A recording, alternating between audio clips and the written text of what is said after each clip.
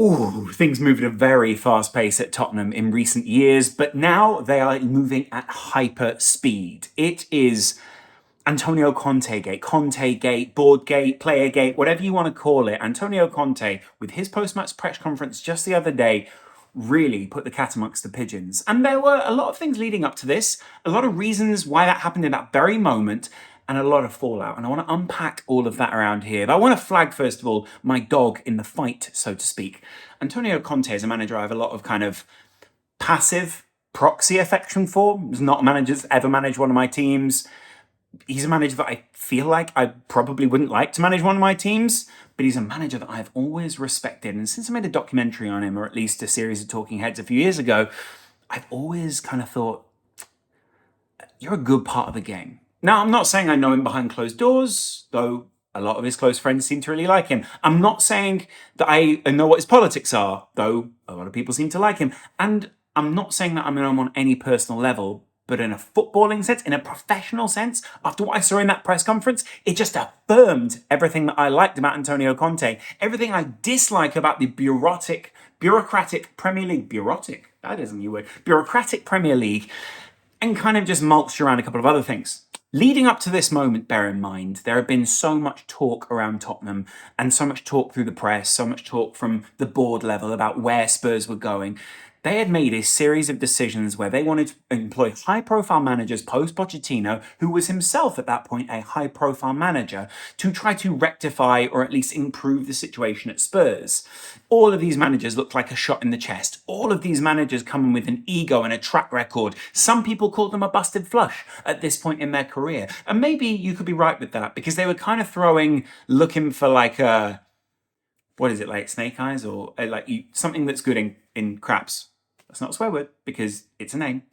And Antonio Conte seemed like such a good fit initially. I know he was successful in the Premier League, at least within the last decade or so. He was a manager who always got a good reaction, who generally had a winning record, who generally was someone who managed to motivate players in the short and long term, understood the importance of institution, got through to a lot of the players, spoke to the leaders and made them invested in projects. But it's hard for people to invest in a project when they think there may be a slightly easier alternative. And all of this came out in one press conference. One press conference that we probably believe made Antonio Conte's position untenable for multiple different reasons. The one thing that I picked out about Antonio Conte's press conference that I loved, and I mean loved, was not the attacking, or at least mention of the board, was not the mention really of calling a spade and saying it was the culture at this point at Tottenham, but talking about what the players should feel when they play for his Tottenham team, or at least when they play for Tottenham.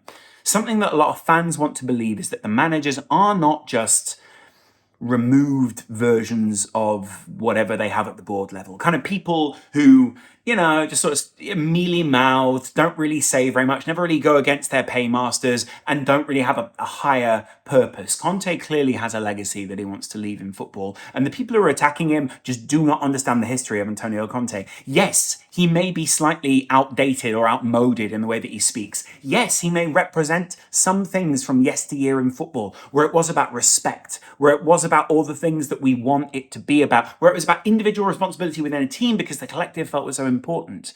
And maybe that makes him not exactly an ideal modern manager in the Premier League, but he spoke about something that the word instantly spoke to me, a sense of belonging. It was a manager that I haven't heard, management speak that I haven't really heard from a manager in quite some time. I love listening to my own manager and Jurgen Klopp, but I relate to him, right? We're both red. With Conte, with other managers, he was always someone else's guy. Do you know what I mean? That's your manager, but I like him by proxy. But when I heard him say that, when I heard that the players need to buy into, and then he listed the belonging, the sense of responsibility, the individual sense of responsibility, I thought, yeah, you got something going on here. But I also knew that in that press conference, he lost so much of what was...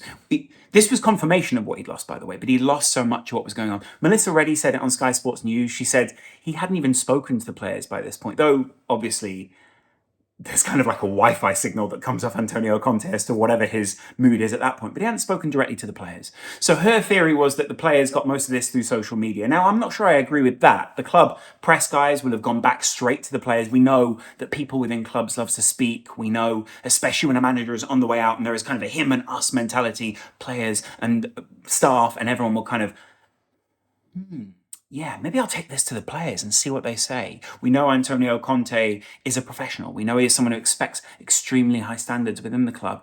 And we know that broadly what he said wasn't incorrect.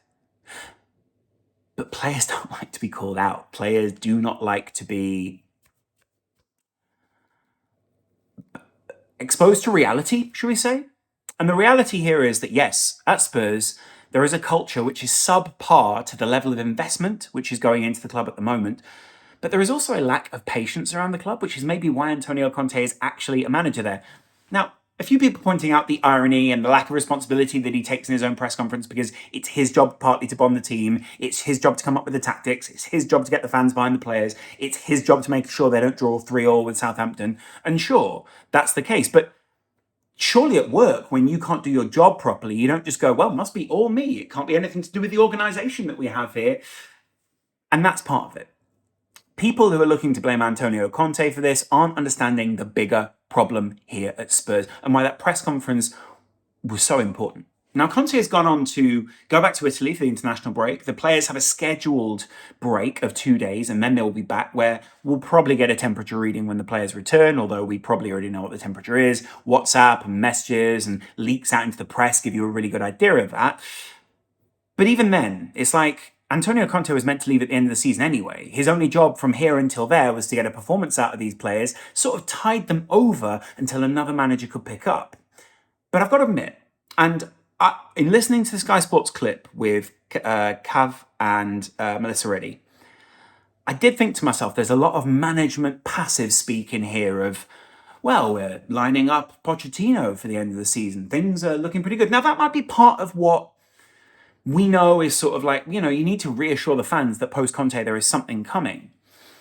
But apparently there were messages between staff and Conte and Pochettino, between players and Pochettino begging him to return, saying that they didn't feel, and that they told certain members of the press that they didn't feel there was something they could invest in at the club, that they were just sort of disenchanted with what was going on. And all of that came out in that very moment with Conte. And it was kind of an Emperor's New Clothes moment, right? Because so often we think that the manager is going to toe the line. So often we think, well, this guy is not going to say anything that goes against the club. There is employers. But bear in mind, Antonio Conte is a fairly unique guy here. This is a guy who went to court with Roman Abramovich and Chelsea, and by the way, won. Because apparently he brought the club into disrepute at that time, despite the fact that he won everything that he probably could at that point. Apart from obviously the Champions League, because that seems to always get beyond him. But you get what I mean when I say, like, what is actually going on here with Antonio Conte and the club? The reality is that the club's expectation was, we're going to bring in a top manager and then we're going to get what we want. This kind of, the chart doesn't quite work that way with A, modern management, B, modern investment, and C, modern clubs. There has to be this perfect level of equilibrium, which makes people like Man City look so good. Not because necessarily that, they're a fantastic club who have never done anything wrong, but because to keep harmony amongst a set of players, or to keep moving like a swan while the legs are working hard under the water, is incredibly difficult. Especially when you've got an Antonio Conte swan that's like flailing around in the background, doing things, and just you're there just foreground, just all good. Same with Arsenal. It makes Arsenal look even more impressive, which is a terrible outcome for Spurs in the first place. It makes patience in someone like Pochettino a couple of years ago seem really important. And even though people are reminding us, hey, Poch didn't get the results in the last couple of months, he lost the Champions League finals and seemingly lost the dressing room, surely that is some confirmation as to the culture at Tottenham that Conte is calling out is in some way damaged. They got rid of and moved on from a manager that was clearly moving in the right direction, that had an ethos, that connected with the fans, broadly ticked a lot of the boxes, and then, well, there he goes. Mourinho comes in, and obviously Mourinho makes that incredible debut in the documentary. He's incredible in that in the first place. We broadly like him because of that. He has some lovely chats with the players. He's very frank, very honest, sort of tries to right the ship, but we know that the players can sort of uninvest at any moment. Nuno Espirito de Santo comes in not after that. Apparently he's not a good fit, but the players can sort of rebel against him because he's not a legend. He's not told any of them, you could be Messi or Ronaldo under me. But it's hard to do that under Conte because Conte has won things. Sure, he hasn't won the Champions League, but he's won things. He's won Serie A. And I still think his points record in Serie A is still impressive despite people's accusations against Juventus and all these other kind of things. You can fix games, or I'm not saying they did that, but you can sort of, you could do nefarious things, should we say? And Conte still did special things with that side. There are still sort of myths around him. He then did the same at another team, and he then did the same in the Premier League. So, for the record, I think it's a mistake. I think he could probably walk back into a job in Italy, probably even tomorrow. There are rumours of him being lined up with Inter Milan, even though Milan are actually doing relatively well, though you could almost do better. But, still, Milan love him, clearly, as a club, proving yet again that Antonio Conte has his place in football, even if it isn't quite making it in the Champions League. These aren't just one-offs with Conte that sort of go, oh yeah, well, that guy was good there. He came in with a track record. But weirdly, it matches some of his early years. I can't remember, was it Atalanta? There was another team early on where he was trying to get them promoted. I think he did get them promoted, but he didn't stick around. It might have been Bologna, might have been Atalanta. Might have been Lecce. Anyway, it was an early Italian club who were sort of a proxy at times for Juve, but also just, it was Antonio Conte's one of his first management gigs, and they got him promoted, but he didn't get the pieces that he wanted. And he felt that was a lack of respect for what Conte was doing, but this mirrors that in many ways. Like, give him the tools and he can thrive.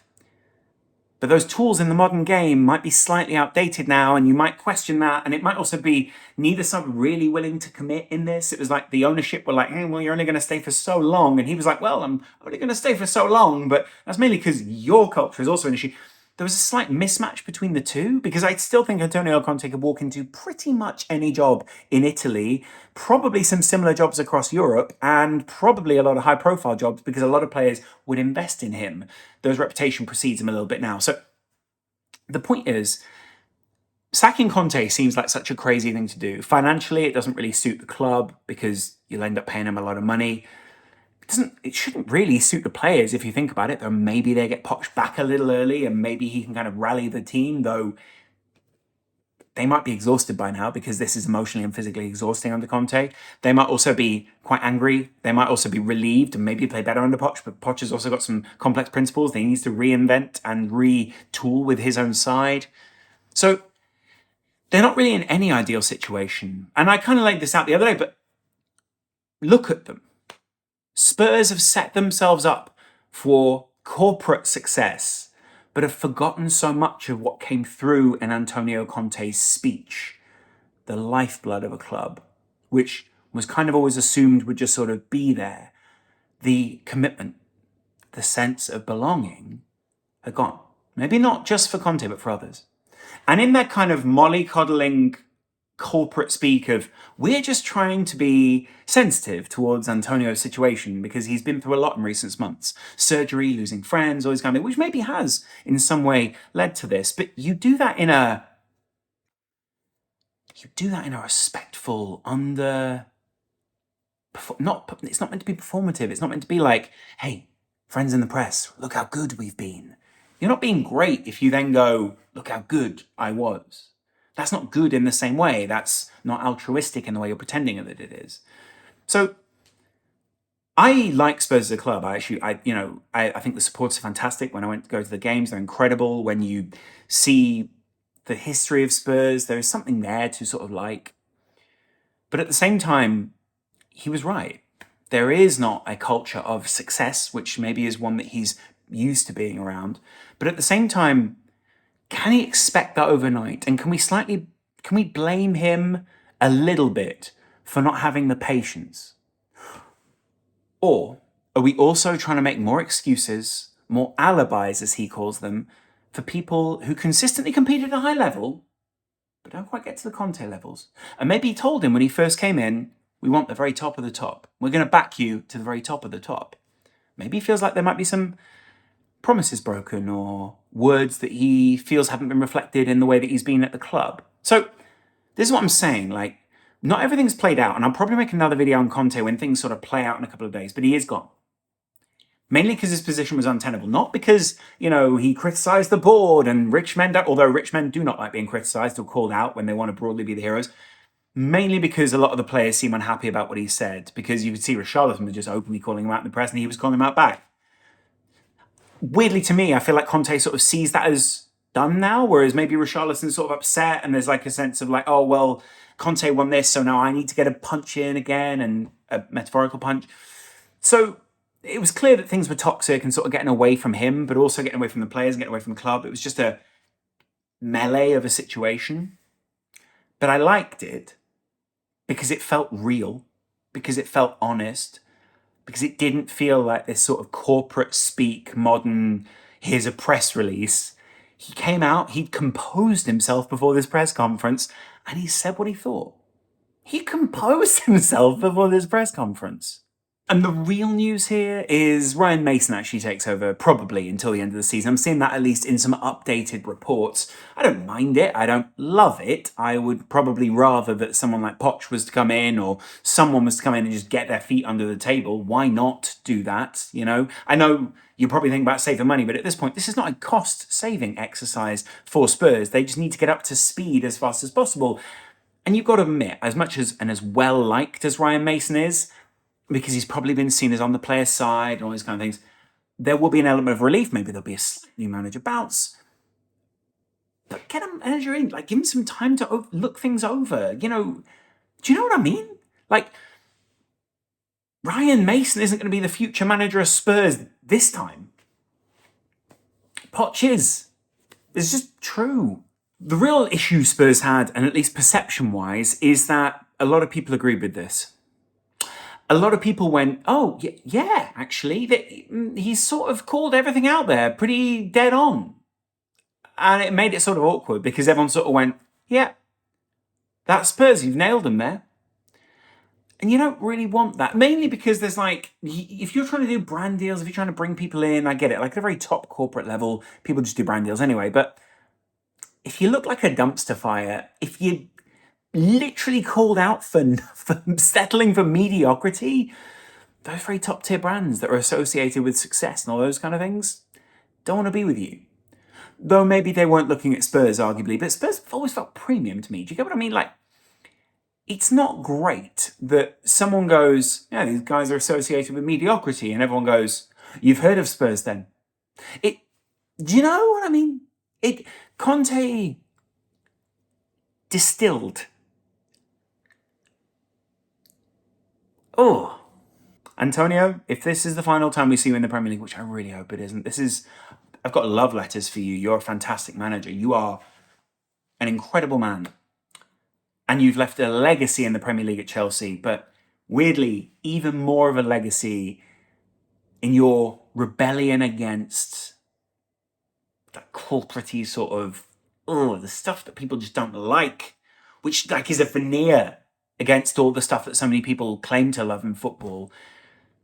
Maybe you lacked patience, but I feel like you also lacked patience because some other people around you also lacked patience. I feel like maybe this plays out differently if it's in Italy. There's a slightly different culture over there, obviously. But in England, Sky Sports, all this kind of digging, all the like leaking, there's a different culture here where it just sort of becomes untenable due to Englishness, Barclays-ness. Not sure I like it, but I would have liked to see him have one final role. I would have liked to see the club sort of back him. Though at this point, I've got to admit, I think the reason the club aren't backing him is because they have other plans, they have other ideas.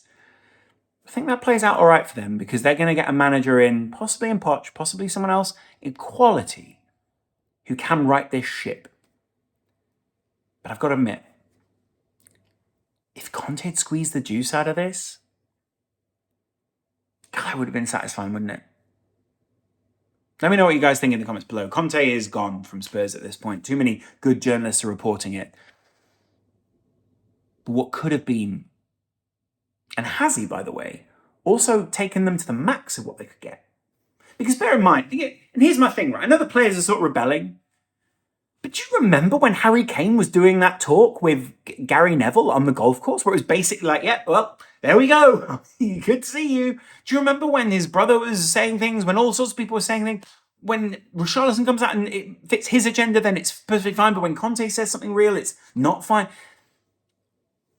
This is what happens, is like people conspire to cancel or sort of move someone on when they can feel culture moving against him. But we've got to kind of put the pieces together properly. And I feel like sometimes the journalists want to coddle the fans. They want to, what Sky did today was they sort of went, well, maybe it isn't the club's fault. Maybe there is some. They were trying to sort of make people feel a bit better about it, as if, well, the fans won't like this, will they? So we better play to the gallery here and make sure that everyone's all right there. Otherwise, they'll say that Sky and the press put this all together. Which, weirdly, Sky and the press put a lot of things together. What I'm saying is, Conte's honesty shone through. And maybe it was self-serving. Maybe it is his own ego.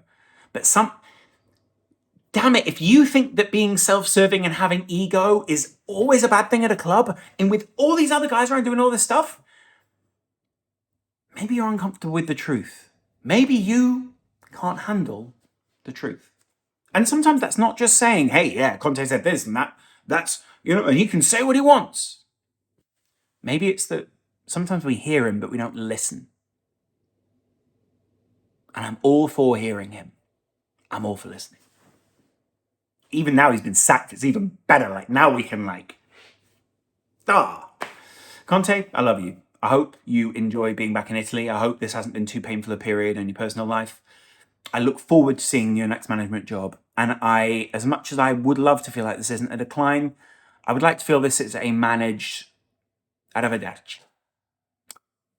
Thanks for watching the video, guys.